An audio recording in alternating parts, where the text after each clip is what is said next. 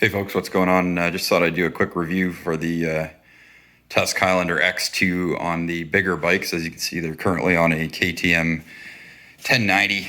They didn't see a lot of stuff out there for the larger bikes, and even on the Rocky Mountain website, it doesn't actually allow you to select the big bikes for this rack system, or rackless system, I should say. But yeah, it does work pretty well. I went with the Perrin Moto, based out of I think somewhere in Europe.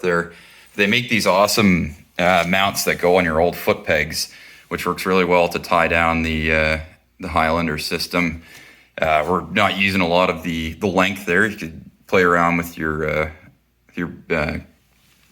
secure strap length there. And we got this set up on the furthest, or the most directly straight down setup on the side bags there. But yeah, I think it's going to work really well. I'm planning on taking this on a 22-day trip this year. I've got all my kind of camping and sleeping gear in the dry duffel there, and then you're going to put some clothes and cooking gear in the side duffels. Went with the Olympus tank bag as well. It's a really awesome storage solution. The one thing I will say is I don't know, I'm not a huge fan of the plastic MOLLE straps, although they're probably easier than the alternative. They are a pain in the ass. One thing I was able to do, especially securing these kind of extension bags to it, was run a tire iron through the webbing ahead of from the other side of the strap, or the MOLLE stick, and I was able to get it through a little bit easier. But they can be a bit of a pain in the ass. In the back here, in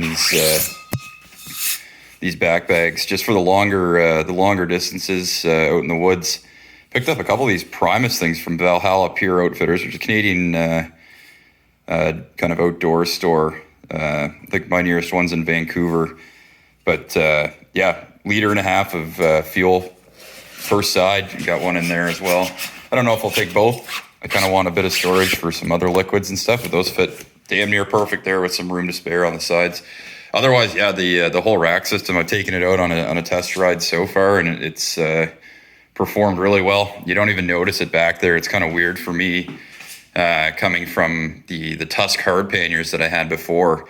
You know, you're able to kind of see them out of your mirrors every now and again, or just kind of like feel them behind you. These things, it's crazy. You don't even notice them on the bike really at all until you get off. But yeah, so there you go. Tusk Highlander X2 on a large adventure bike. Have a back rack. That's a cheap Amazon special, but it works really well. The rack there. You want a thinner one, for sure. There are some like really fat rack options for the 1090. You want the thinnest you can get, I'm pretty sure, just to kind of reduce the amount of overhang the bag has to do.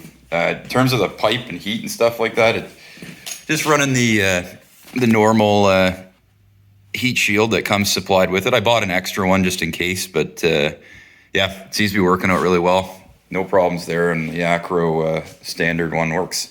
So yeah, there you go. Tusk Highlander X2 on a big bike. Catch you next time.